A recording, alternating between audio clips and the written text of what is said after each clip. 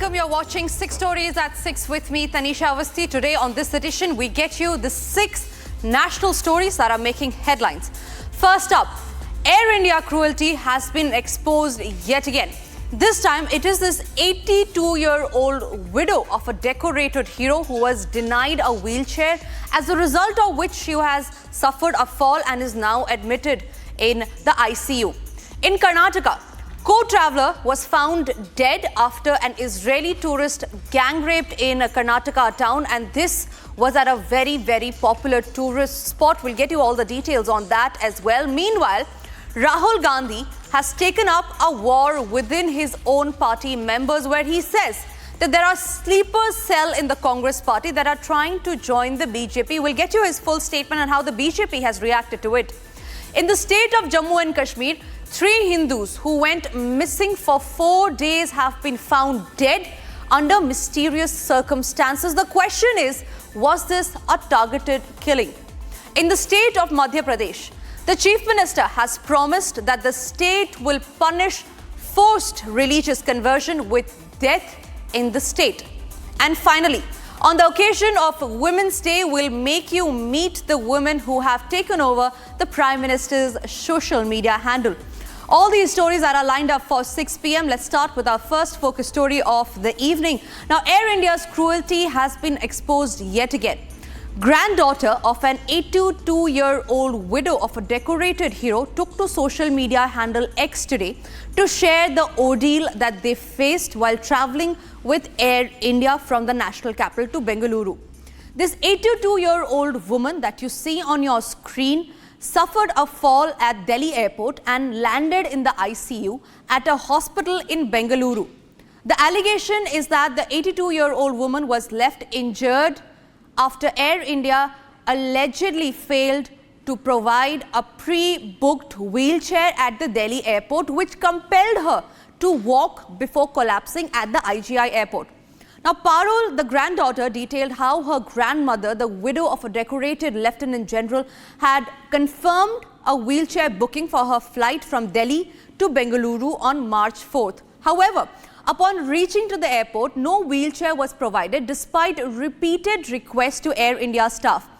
The airport help desk and even Indigo personnel who repeatedly had a spare wheelchair refused to give it to her. Here is how Air India had countered the passenger.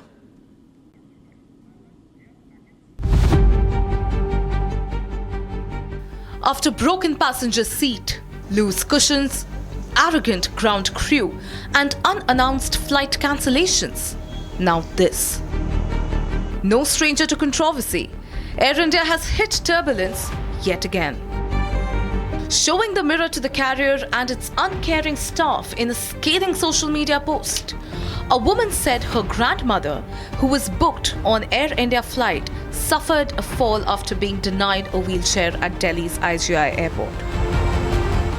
The woman claimed that the elderly, the widow of a decorated army officer, landed up in the ICU of a Delhi hospital after suffering a brain stroke. Moving visuals showed that the elderly bleeding from one eye and cheek after the heavy fall while trying to make her way to the departure terminal on foot. Kanchan Gupta, a senior advisor to the centre, hit out at the carrier, saying he was appalled at the apathy and negligent treatment meted out to the elderly passenger. Gupta also called on the Directorate General of Civil Aviation to take note of the incident. Despite the severe backlash, the airline issued a templated response, refusing to accept blame. In a detailed media statement, the carrier shifted blame to the elderly, claiming that she reached the departure terminal 2 hours late. In a series of calls to Republic, passengers shared their horrific experiences flying on Air India. This kind of shoddy service, this kind of bad service, and that to an 82-year-old widow of a decorated war veteran, a general, is treated so shabbily. She has to run around from pillar to post for a wheelchair which was pre-booked, and the ground staff was so callous. They just couldn't care. So where is the accountability? And I mean, frankly, it is, as I said, it is for Tatas to think about it. But I don't think Air India can claim any glory, and that this incident should come to light on International Women's Day is extremely tragic. Earlier, Union Agriculture Minister Shivraj Singh Chauhan blasted the carrier after being allotted a broken seat on an Air India flight. Close on the heels of the Shivraj episode, the BJP's Punjab chief shared images of cushions thrown loosely on passenger seats on an Air India flight that he was on. Another BJP leader, Jaiveer Shergill, also called out the poor passenger services and arrogant ground staff in a fiery social media post, saying that if there was an Oscar for the worst service, Air India would win it, hands down. As another shocking incident comes to light, it is time Air India is made to pay for its criminal negligence. Joining me on the broadcast is my colleague Akhil, who is reporting from outside the Air India office in Gurugram. Akhil, the Air India has given out a statement. They have countered to all the claims that are put up by the victim's granddaughter, saying that all of them are false and that the woman was not denied a wheelchair and that the woman in fact was late. You are reporting from outside the Air India office. Is Air India promising any action against the officer who are responsible for this accident? Well, if you see, Tanisha, so far no action has been taken on that regard, that who was responsible. Because earlier, if you see Miss Parul, who basically posted on a social media platform saying that her grandmother, who was an ailing patient and he was traveling from Delhi to Bangalore, at that point in time, if you see the ticket, we have also access to the ticket, and in that ticket it was clearly mentioned that she had already paid for the wheelchair. But when she arrived over there at the very airport, at that point in time, there was no one to assist her, and she had to walk alone at that point in time. And at that point in time, she fell on the very airport, in which she got injured, and she got injury on her head as well. Apart from that, on lips as well and nose as well. So this was the concern which was being raised by Miss Parul, who is the granddaughter of the victim, who's a widow of a senior army officer. So at this point in time, what we have seen, that there is a contradiction that we can certainly see, because if you see the statement being made by Miss Parul, who is the victim's granddaughter, she said that for more than an hour, no one was there from the Air India side to help us, to guide us, to assist us. But if you see the version given by the Air India, in that it was said that it was not even more than 15 minutes, and the passenger tried to move on themselves. They did not wait for a long time, as being claimed by the victim's granddaughter. So at this point in time, there are two different statements being represented by the victim's side and the airline side. But if you see, on the contrary, this is not the first incident that has happened. Earlier, what we have seen, that 2 weeks back, if you talk about Union Minister Shivraj Singh Chauhan, he also complained. He posted on social media platforms saying that a similar kind of incident happened when he Absolutely, Akhil. It remains to be seen what action does Air India take. Moving on to the other stories that we are tracking now. Two women, a 27-year-old Israeli tourist and a homestay owner, were allegedly gang raped by 3 men in Karnataka on Thursday night. Now, the incident occurred when they were stargazing on the serene banks of a canal in Koppal, about 350 kilometers from the tech hub Bengaluru, with 3 other travelers. Now, the accused pushed the 3 travelers into the canal before targeting the woman, while Daniel, who is from the United States, and Pankaj, a traveler from Maharashtra, managed to swim out. Bibash from Odisha drowned. His body was found on a Saturday morning. So this is a shocking case of negligence that has come to light from the state of Karnataka. Law and order is in question right now. I'm also being joined by Arvind Bellard. He's a BJP MLA from Karnataka, joining me on the broadcast on that. Mr. Arvind, it is a shocking case that has come to light from Karnataka. Israeli tourist, the law and order situation is under question under the Siddaramaiah government. What do you have to say on that? And order in Karnataka has reached all-time low. This is because of the corruption. The fear of law is completely, it has vanished from state of Karnataka. All the police postings, whether the constable or the senior police officer, these transfers are made by taking money, by taking bribe. The officers once they join, their only job is to make money. The drug menace has reached an all-time high. The boys, the kids who take drugs, they are desperate to get money and they are not in their senses. So this looks like one more case of such incident where the boys under the drug nasha, they have gone and committed this kind of crime. This is absolutely these kind of cases are happening day in and day out, and Siddaramaiah government is absolutely sitting quiet and not taking any action on this because they are not in a position to take, because they themselves are mired in corruption. They themselves are taking huge money, huge bribe, and posting these officers. They have no voice to control these police officers. The law and order is absolutely not there in Karnataka. Some time ago, a bank was robbed in the very close to where this incident happened in Bidar. Bank in the daytime, the bank was robbed and security was shot dead. Next day, one more bank was robbed in Mangalore, and again security was attacked. So these incidents are day in and day out. Right, absolutely.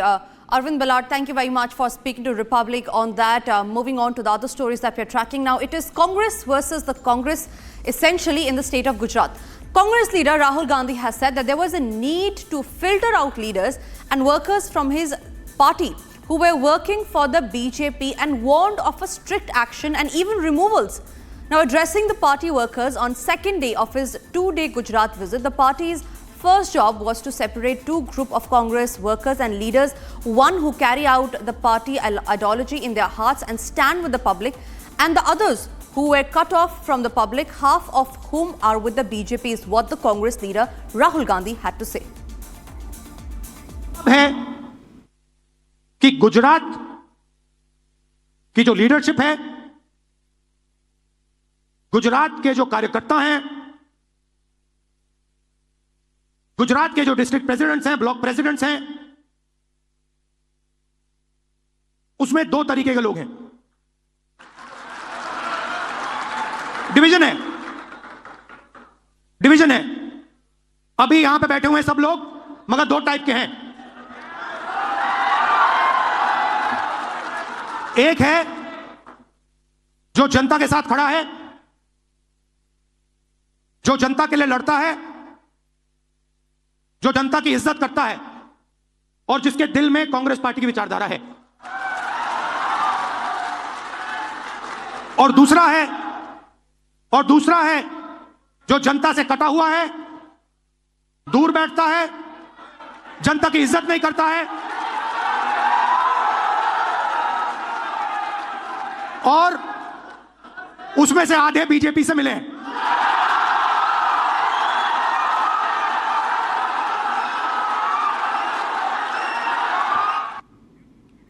The BJP, meanwhile, taking on Congress leader Rahul Gandhi, said that instead of questioning the other leaders of his party, Rahul Gandhi instead should introspect on where and how he is going wrong.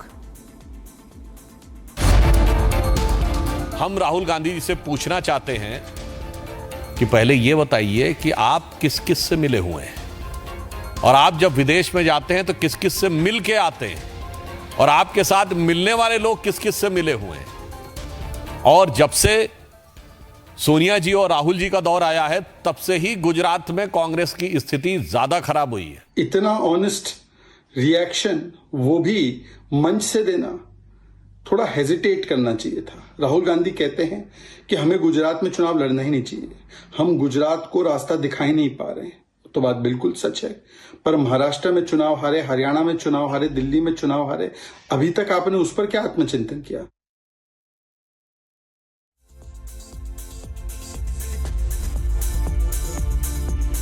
Moving on to what's happening in the state of Jammu and Kashmir, the bodies of 3 Hindu civilians who went missing from Kathua district in Jammu on Friday have been found in the upper reaches of Bilawar.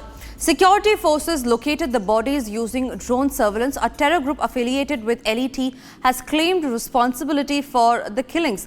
Now, preliminary investigations reveal that the victims, including the minor, were travelling to attend a wedding in Lohai Maharar area of Kathua district when they went missing.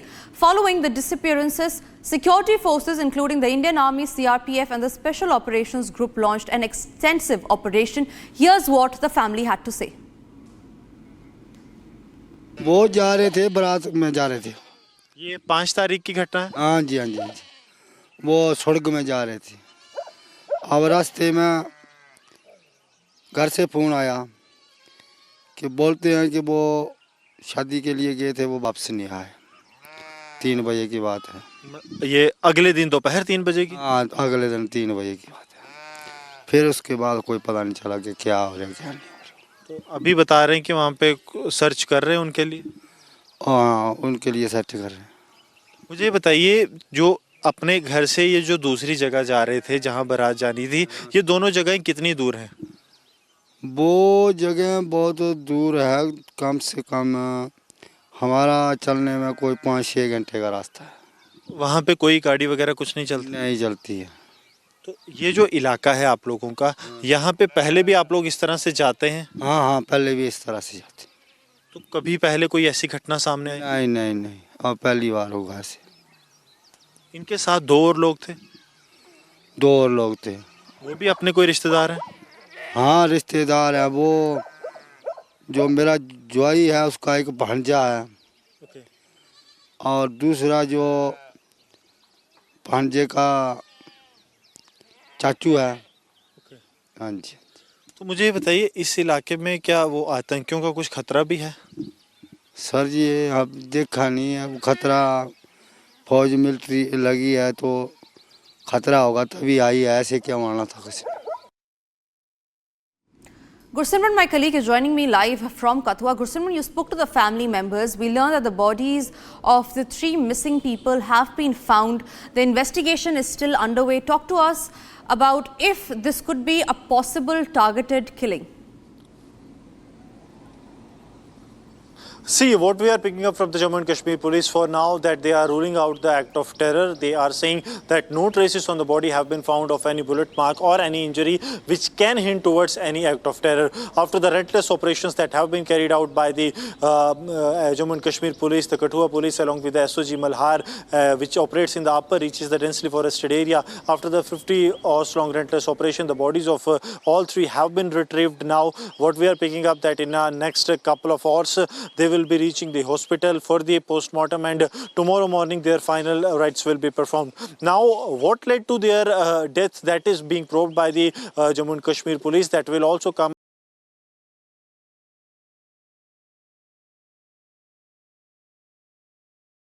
This does not seem to be an act of terror, and that's why, as per prima facie investigation, they are giving a clean chit that this is not an act of terror, though everything will be looked into at a later stage. Right, Gursimran, thank you very much for sharing all those details on that story. Moving on to the other stories that we are tracking. Now, intensifying the attack on alleged instances of love jihad in the state of Madhya Pradesh, Chief Minister Mohan Yadav has said that his government will bring a law to ensure death penalty for those found guilty of forced religious conversion. Now, Mohan Yadav made the announcement at an event marking International Women's Day, asserting that forced conversion will not be allowed in the state. The Congress, meanwhile, has strongly opposed the move, accusing the BJP government of targeting a particular religion and asked if this was an attempt to alter the constitution. Joining me on the broadcast is our guest, Neha Bagga. She's a BJP spokesperson. The Chief Minister has promised that there will be strict action against forced conversion. I want to know, why was this announcement made? Why was this step taken? Because the Congress is now calling this move an attempt to target a particular community.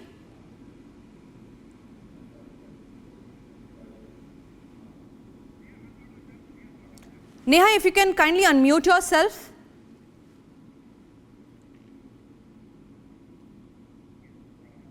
All right. Can you hear me now? Yes, we can hear you now. So in Madhya Pradesh, Bharatiya Janata Party's focuses on women empowerment. whether it's financial, social, or political. And many times we have seen that there's a religious forceful conversion. And looking at that, today on International Women's Day, Chief Minister Shri Mohan Yadav ji has made announcement that whoever does it will be guilty of this conversion, and death penalty will be done by the rule of law. And we have seen in past also, Congress, who loves Tuštikaran ki Rajniti, is always interested in divide policy. And these females who are beloved, who are forcefully converted, becomes the victim. Looking at that, I think it's a welcoming step.